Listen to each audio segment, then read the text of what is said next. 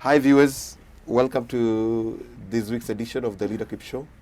This is a show that brings you leadership journeys of great men and women who've caused impact in the areas of influence. And today we are honored to have a gentleman that I honor so much. He's the chairman of the Nakuru Pastors Foundation. He's in the National Board of the Evangelical Alliance of Kenya. And he's also a member of the Interfaith Council, which is advising the presidents on the corona management all over Kenya. He's an entrepreneur, and he also has a charitable arm. He runs a children's home. And above all, he's a high-performance coach and a certified leadership trainer. Ladies and gentlemen, Alex Muhoro. Thank you. Welcome to the show. Good. Wow. Thank you so much. Yes, sir. Wow. For those who don't know Alex Muhoro, Yes. who is Alex Muhoro in a nutshell? Well, I would say that Alex is a servant of the people. I think that would cover everything, because that is why everything is born. Everything that I am able to do, that is the motivation. That I am born to serve. Wow. So that is my attitude when I wake up in the morning.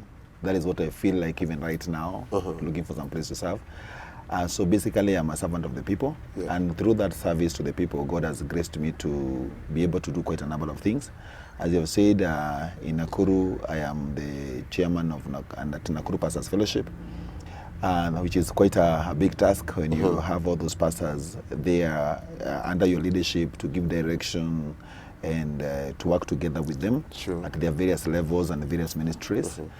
You have also mentioned about Evangelical Alliance of Kenya, EAK. That's our organization, and I'm also the chair, Nakuru County, EAK. Definitely, we are going through a season of coronavirus, which is a very, very hard season for many of us.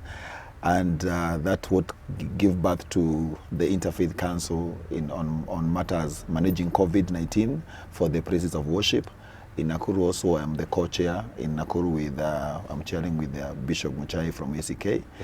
I'm also chairing an organization that is called Peer Counselors Association. Wow. That's an organization that we are looking at encouraging people to focus more on counseling and also on reconciliation and promoting that one at schools, families, places of work, places of worship.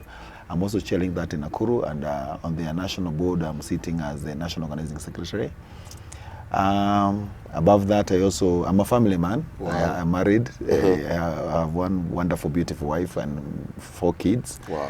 I also run that organization that you have talked about. That's a service to my community where I live, whereby I just wanted to feel that I've got in touch with the community and maybe help some young people to become what they were born to become.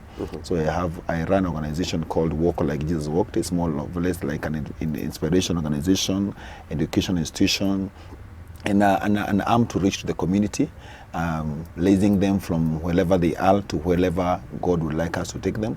And we've been able to help quite a number of kids. That's from 2001 up to today. About 300, 400 kids have passed through our hands. Wow. We have seen some guys come from the garbage. They are now working in very wonderful places, having gone through university. I also do some business in tourism. Yeah, you travel a lot. Yeah, I run a tourism company. Yeah. We are based in Kenya, we're based in the UK, we're based in Zanzibar. What's the name of the company? African Adventures. African Adventures. Yeah, it's quite a wonderful company. Wow, you need to Google that. Yeah, you can Google that. Wow. It's an international company. It's a wonderful. I'm a co-founder with a guy from England called Dan Mio. Wow. So he runs the office in Southampton. I run the office in Africa. So basically, that's me. I've been able to author a few books, just motivating people, and what is in my mind, I put it on paper so that they can outlive me. That's what you do. Yeah, you speak to the generations that will be there, even if they're not there. So that's basically who I am. Yes, sir. You've also been part of GLS, The Global Leadership Yeah, Summit. yeah. There's a time I was chairing Global Leadership Summit here in Nakuru County, but that's a responsibility that I was not able to really run to the expectation of GLS based on different issues that came up. So I had to give out that one. Yeah. But also GLS is a wonderful company, and I really loved it, and I really learned a lot from those levels of leadership and interactions with people from some higher level of leaderships. Wow. So GLS is a wonderful company also that also deals with leadership. Wow. Great to host you. Now, there's something unique about your leadership journey. You know, you are into charity, you are in the corporate world. Yes. And you are a leadership speaker and coach. Yes. Tell us about the Walk Children's Center. I said from the beginning that my motivation is to serve people. I'm always touched by people who are, especially people who are suffering. Yeah. I think that's something that I would say God put in my heart. That when I see somebody, even today, every time, even when I'm watching the news, I even sometimes switch off the news, especially when I see people suffering. So basically, when I came to Nakuru, and that should be in the year 2000. I came from, I'm born in Nyeri, so I came to Nakuru in the year 2000 with my wife, and my son was about 4 months old. He's now 20. So when I came here, and I happened to live where I live in London, in London, Europe, Nakuru. in Kenya. Yeah, we have a Europe. Yeah. But this is very, very developed. It looks like it's a very developed place. So by that time, it was not like it is today. And in London, just close to London, in a place called Hilton again, there is a dumping site, which I happened to see in the year 2001. Yeah. And definitely there were people who were there who were really suffering, and just something got into me. What can I do? And that's one of the areas that I talk to people about, that in every situation that comes your way, just ask yourself, what can I do? What am I able to do based on what I have? Not, even if it is giving somebody 1 shilling, that's something you can do, something wonderful, something big. If you can give somebody a loaf of bread, you can pay school fees for someone. At whatever level, when you see a need, you're supposed to ask yourself what you can do in relation to that need. So when I saw the kids there, I asked myself, what can I do? And I discovered from the level that I was not able to build a school for them. I was not able to buy them clothing, but I was able to just go there and sit with them and we talk. Yeah. And that's what I started doing. I was going there every Wednesday, sitting, talking with them, just telling the kids and the young people that you're human beings like us. God loves you. There is hope for this life. And that is where that journey began.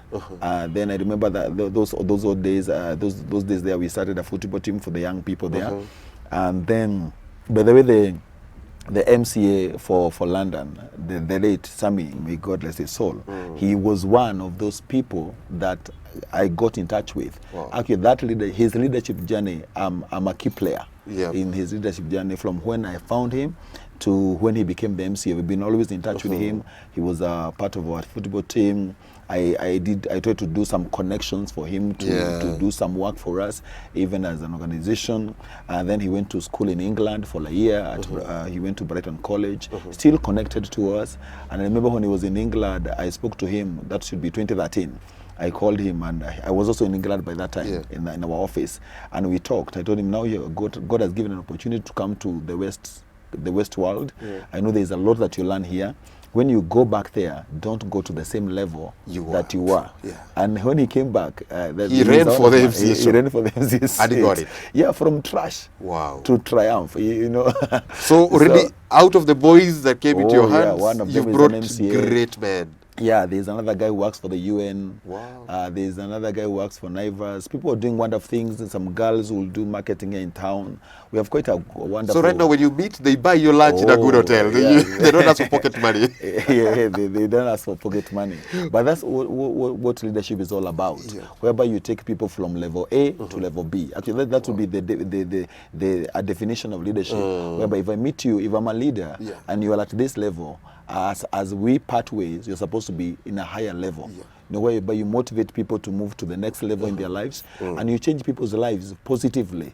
So that is what leadership is all about. So there at our institution, we are really We have quite a number of children there. You know, COVID came and we shut our organization for a few months, but we are back there, and I think we have about 60 students that we are motivating now. They're now in class. I think should be class 4 and class 7. But basically, that's what we are doing there. We're just living for others. You know, sometimes it may sound as if it's not what many people are focusing to do. Yeah. But I would say I would really love to live for other people, to make sure that, you know, at the end of this life, you're supposed to look back from wherever you'll be, hopefully in heaven. Wow. And you see, at least there's somebody somewhere who succeeded because they came in contact with me. Wow. So that's part of my leadership journey. So we are learning that. It's called Walk Like Jesus Walked. So helping people from the slum areas to get to their destiny. Wow. Because nobody's supposed to be poor. That's my belief. Pastor Alex, Yes. I once saw you talking to football players in the English Premier League. Yes, actually. Can Can you tell us something about it? Okay, you know, God is a God of wonders. God is amazing. You know, it's still through the program, actually through the travel company. Yeah. So we work very closely, even up to now, with Debbie County. Football Club. A big team in England. Big team in England. Even right now, they have their contracts here. Serious? Yeah, serious. Wow. So during their awarding ceremony, it should be last year, but 2 years ago. End of the year. End of the year, they have an awarding ceremony where there's Debbie Community Trust, whereby they award people from their community who have done something extraordinary, people who have really worked very hard in that year. So they invited me as a guest for the occasion, and I was in Debbie. That was a blast. Now, Pastor Alex, Yes, sir. where did your leadership journey begin? You know, that's a very is a little bit a complicated question because as a leader, you don't even know where leadership began.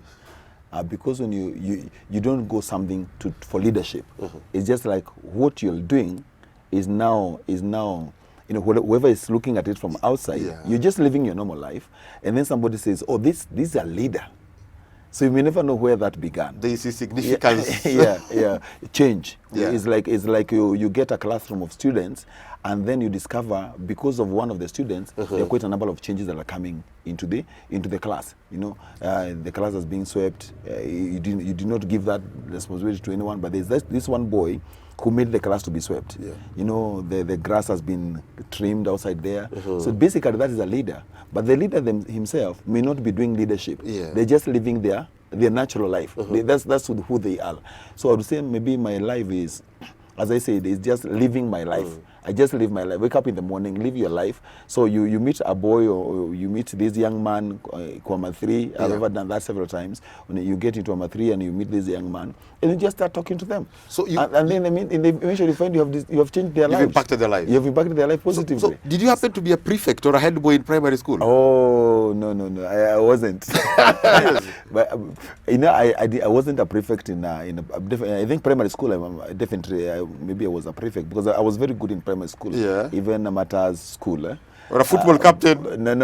I'm saying things to do with academics. I was good in primary school. I've never joined a club. I've never been to sports. But then when I got to high school, I lost all that. I lost all. If that is leadership, I lost it. I lost it, and I messed my life really big time in high school. I went into drugs. I went into, you know, I was a challenge to my parents and to the school. All my 4 years in high school. And even after high school, again, I went to Nairobi, and I also lost my life again there, messing around, doing anything that the young people do wrong. I was part of that. But my changing moment is when I took myself to this deliverance church in Githurai 45. I just took myself there. Nobody preached to me. You were not invited? No, I preached to myself.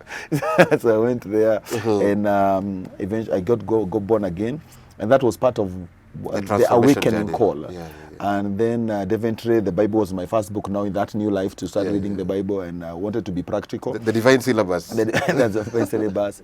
And also I was able to start reading quite a number of books. You know, I read a lot of John Maxwell, a lot of Myers Munlo, a lot of, I read newspapers. I read quite a lot in terms of reading something that would really impact my life. And also, basically, that's one of the things that I like doing is encouraging people to read. You just read a book, so, you know, even right now you're supposed to tell me a book that you're reading, a book that is changing your life, because knowledge is what is lacking. Maybe there's a knowledge that you get and you find you improving your family just because you got some knowledge. There's a knowledge that you get, you improve your dressing just because of some knowledge. You improve your cooking. So I encourage people to keep on reading. But on my leadership journey is something that has just come not really naturally, because I've done quite a number of readings. I took myself back to school. I did a high diploma in psychological counseling. I also trained myself recently as a mediator professionally. I can mediate people in conflict. Actually, last week I trained myself as a trainer of trainers at TOT in mediation.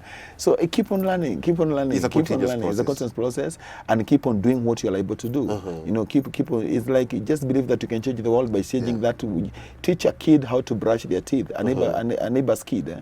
When a neighbor akona meno, maybe I just brush for a while, and I have 20 shillings, go to the shop, buy a toothbrush, buy a small Colgate, come and teach them to brush. That's leadership. No, you're changing people's lives. You know, practical leadership. It's just practical leadership, practical lifestyle, and my motivation is on Jesus Christ, doing what Jesus would have done. You know, when I come to a place, I would ask myself, what would Jesus do? And that would, and so small things that you, let me give you quite an example that may look like an odd example. One day where I used to live, we wake up in the morning and there's this smell everywhere. There's this stench across the whole village. So I'm driving, what is wrong here? So I don't know where people got this dead pig from, and they just throw it across the road. So everybody is passing, shutting their noses. Nobody's doing anything about it. So, and I said, I stopped there. And when I stopped, some young men came by and said, hey, Pastor, how much will you need from me to take this pig from here and throw it to the garbage dump? And they said, I think it's 200 shillings. They said, here 200 shillings goes. They carry the thing, and the problem was solved. It was solved. That's all. That's what leadership is all about. You know, you may not say this is how leadership works in this particular area, but leadership, just live your life. And also train yourself also in skills, the leadership, on how to be a people's person. Those are things that you need to train yourself, how to improve yourself, how to relationships. You learn some etiquette, communication. You know, basically that's my leadership. I've underlined the word Githurai Deliverance Church. I believe that's several years back. That's quite a number, about 23 years ago. Yes. And today you are a senior pastor in Deliverance Church. Who inspired you? You know, basically, by the way, you know, the very person who made me to go to Deliverance Church is Bishop Dr. Makarioki. By that time, he was Pastor Makarioki. And the reason why is quite a story. Where we were living with some young men, we were not, all of us, none of us was born again. And we used to drink, others used to smoke, whatever they used to smoke. But there's this young man who was, when he is drunk, he would tell us stories of Nakuru and a pastor that he saw in Nakuru. You know, just the way drunk people speak. But he had very positive stories and about Pastor Makarioki. So in my mind, I knew there's a man you need to be somewhere, and he is from Deliverance Church. So when that need came into me that I need to join a church, so the church that I had in mind was Deliverance Church, and the pastor I had in mind was Pastor Mark Karaoke. So I went to Deliverance Church in Githurai. I think it was Pastor Njoroge at that time, And then I went to the village after that. It's quite a story how I even reconnected back with my dad. Yeah. You know, I had a lot of issues. I told you when I was young, I had a lot of issues. Yeah. And one of my needs in life was to go back home and reconnect with my father, which I did.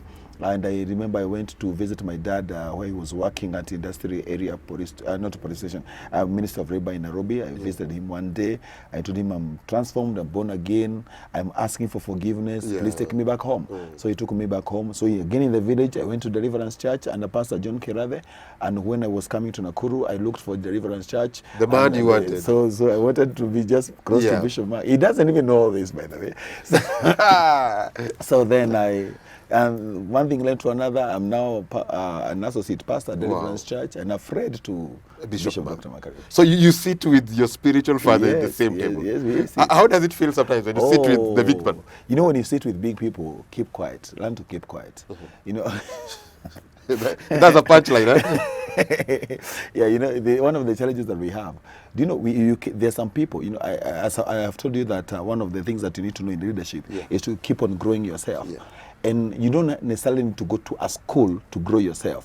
Some people God brings your way a school. You know, there are syllabus. Yeah, there's some people. Even like today, I was sitting with a man today. We were in a hotel today, and we was talking of some other issues. Then I discovered this is a man who was really invested in Nakuru. So I even told him, I said, you're the people that we need to listen to. Yeah. It doesn't matter what we have, maybe education-wise, what we have, but you are the people that we need to sit and listen to, because there's some things that we can learn, especially from that person, matters investment that maybe in all my other things I've not been able to achieve. Yeah. So when you when you meet with great people, just please learn to keep quiet and ask questions, learn from them. You know, I read a story of, I think it was Pastor Mike Murdoch, and he was giving us, he was teaching us on leadership and on how you need to be a wonderful listener, especially to people who are ahead of you. And he said that there was this upcoming evangelist whom he got an opportunity to take to Pastor Benny Hinn. Yeah. And so he organized for a dinner or for a lunch, and they were there with Pastor Benny Hinn. This is an upcoming evangelist. This is evangelist Benny Hinn. This is Mike Murdoch. So he wanted this guy to kind of learn a little bit and interact and create a relationship and a fellowship, a mentorship, so that he can, at the end of maybe at least become like Benny Hinn or better. Yeah. And Mike Murdoch says that in that dinner, this young evangelist talked for 2 hours, never gave Benny Hinn an opportunity to say anything. Never give Mike Murdoch, you know, I know this, I know that. And that's the challenge we have. You meet with the people on the road, you sit to somebody in a matatu and they tell you, you start a conversation and they tell you, you know, I'm the principal of this school. And then you are just maybe a student. You need to learn a lot from that guy. Allow him to talk. Allow him to talk. You know, I heard of this meeting that was happening somewhere in, I think in England. And most some of the very wonderful Kenyans who have really invested quite a lot and very advanced in business in the West, they came to the meeting, and then there were some young Kenyans also who were struggling in the West who came to the meeting, and they literally would meet with some people who came to that meeting. So in that meeting, these people who kind of are supposed to keep quiet and learn from these people who are now gurus. They're the big boys in the game. big boys in the game. These people, these small people, and sorry for calling them small people, they are not keeping quiet. They are bringing Kenyan politics, Kenyan this, Kenyan this. This person, you just need to allow him to speak to you. Give him space. And ask him a little bit of some questions. How did you make it in England? You came here with nothing. This is what you have now. But now you find we talk quite too much when we are close to leadership. You know, you started by asking me what I feel when I'm sitting with Bishop. When I'm sitting with Bishop, I'll shut up. You shut up. And ask my questions because I want to receive more than I give. Because I'm sitting next to somebody who has a lot of experience, a lot of knowledge. So I'm there tapping. And so anybody who is listening to us, they need to know that God always brings to us people who are there to teach us things to the next level. Some of your friends, you can learn a lot from them. You have these people who are in wonderful families, wonderful marriages. Your marriage is struggling. When you get to them, keep quiet, ask questions. Learn from them. Yeah, some people are not even married, and they meet with guys who are married. Don't keep quiet. Ask this question about marriage. Seriously. You know, that's how you learn in leadership. The schools are everywhere. Even today, there's something new you need to learn. Yeah. Wow, that's a big one. When you come back, Pastor Alex will tell us how he balances the different leadership roles in the society and family. Keep watching.